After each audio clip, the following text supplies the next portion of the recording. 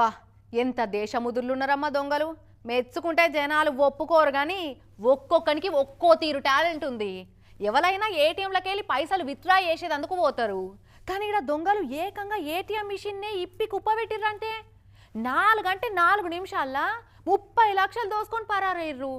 వాళ్ళ timing perfection చూస్తే what a talent రా మీది అని మెచ్చుకొని give them a big round applause అనుడు పక్కా.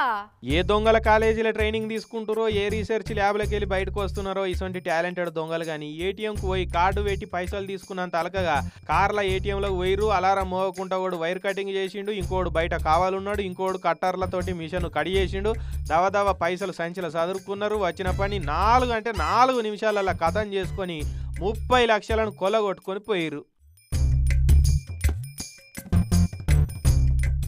రంగారెడ్డి జిల్లా రావిరాల కాడ అయింది ఈ వ్యవహారం. అర్ధరాత్రి 4 దొంగలు ఇట్లా తెల్ల షిఫ్ట్ కార్లో వచ్చిర్రు, గేటు మూసిర్రు, ఎస్బీఐ ఏటీఎంలో జొరిర్రు, మిషన్ని వలగొట్టిర్రు, దోసిర్రు. 4 నిమిషాలనే పైసలు నలుసుకొని అవలబడ్డారు. అసలు ఈ నడుమ ఎస్బీఐ ఏటీఎంలలో పైసలుండు అనేది చాలా అరుదైపోయింది. ఎస్బీఐ ఏటీఎంలో కార్డు పెట్టంగానే పైసలు వచ్చినాయంటే లక్కీ లాటరీ తగిలినట్టు ఫీల్ అవుతుంటారు కస్టమర్లు. అంత మంచిగా మెయింటెనెన్స్ ఉంటుంది. అసొంటి ఏటీఎంలో 30 లక్షలు డిపాజిట్ చేసిపోయారని ముందుగాలే తెలియంది దొంగలు ఎట్లా ఆ ఒక్క ఏటీఎంకే సూటి పెడతారు.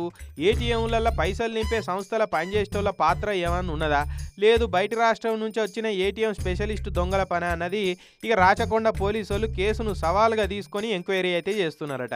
అయినా ఒక్కొక్కడు కడుపుల సల్ల గదులకుంటా కూసున్న కాడ నుంచి ఆన్లైన్లో దోసుకపోయే జమానాల వీళ్ళు ఇంకా మోటు పద్ధతుల్ని ఏటీఎంలలో సూటి పెడుతున్నట్టున్నారు కదా. పిచ్చోలు కాకుండా అసలు యూపీఐలు వచ్చిన కాడ నుంచి ఏటీఎంలలో చాలా మటుకు పైసలు పెట్టుడే బంద్ చేసిరు బ్యాంకు వాళ్ళు.